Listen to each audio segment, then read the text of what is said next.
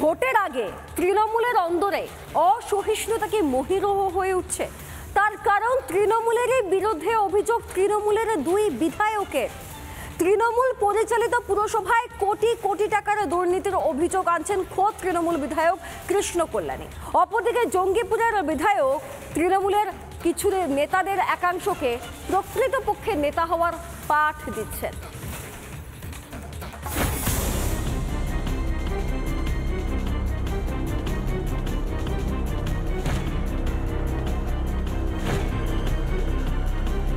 দ্বাদশীতে রাজ্য জুড়ে উৎসবের মেজাজ, জেলায় জেলায় পুজো কার্নিভাল। তৃণমূল সরকারের এই কর্মসূচি বয়কট করলেন শাসক দলেরই বিধায়ক, বিদ্রোহী রায়গঞ্জের বিধায়ক কৃষ্ণ কল্যাণী।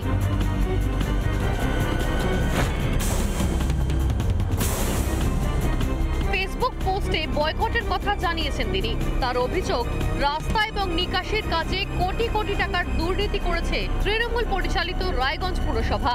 এর প্রতিবাদেই পুজো কার্নিভাল বয়কট। কি কারণে উনি অভিযোগ জানাচ্ছেন সেটা আমরা জানি না। রায়গঞ্জ বিধানসভার ক্ষেত্রে সেই টাকার যা পরিকল্পনা হয় সেই পরিকল্পনাও বিধায়কের পাঠানো এবং তার ঠিকাদাররাই সাধারণত মন মতো ঠিকাদার, সমস্ত কিছু তার মতো হচ্ছে। দলীয় যে সংগঠন সেটাও তার মতো করেই তৈরি হয়েছে। যেটা উনি বলছেন সেটা কারণ না, অন্তর্নিহিত কোনো কারণের মধ্যে থাকবে না। ২১-এর ভোটে রায়গঞ্জ কেন্দ্রে জেতেন বিজেপির প্রার্থী কৃষ্ণ কল্যাণী। কয়েক মাস পরে পদ্ম ছেড়ে যোগ দেন ঘাসফুলে। ২৪-এর লোকসভা ভোটে তাঁকে প্রার্থী করে তৃণমূল, কিন্তু জিততে পারেননি। পরে উপনির্বাচনে জিতে রায়গঞ্জের বিধায়ক হন কৃষ্ণ কল্যাণী। এই কীর্তিমান কৃষ্ণকে নিয়েই তৃণমূলকে কটাক্ষ বিজেপির। সামনে নির্বাচন আসতেছে এবং বিধায়ককে তার নিজের পছন্দের প্রার্থীগুলোকে দিতে হবে, তার জন্য একটা দর কষাকষি চলছে। মাল কামানোর ব্যাপার আছে, মাল কামাতে পারছেন না।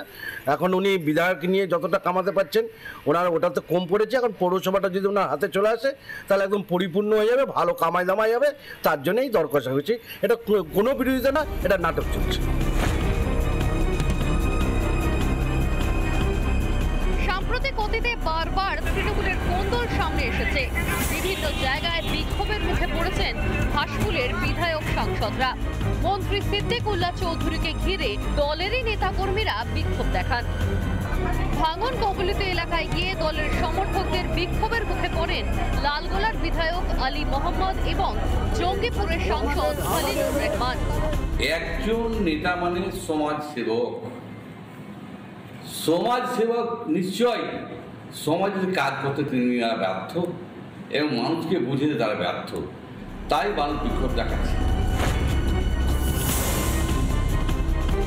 তৃণমূলে যারা রয়েছেন তারা বুঝতে পারছে যে মানে ভালো কোনো মানুষ তৃণমূলে কাজ করতে পারবে না, এবং তারা কোণঠাসা হবেই যারা কাজ করতে চাইবে।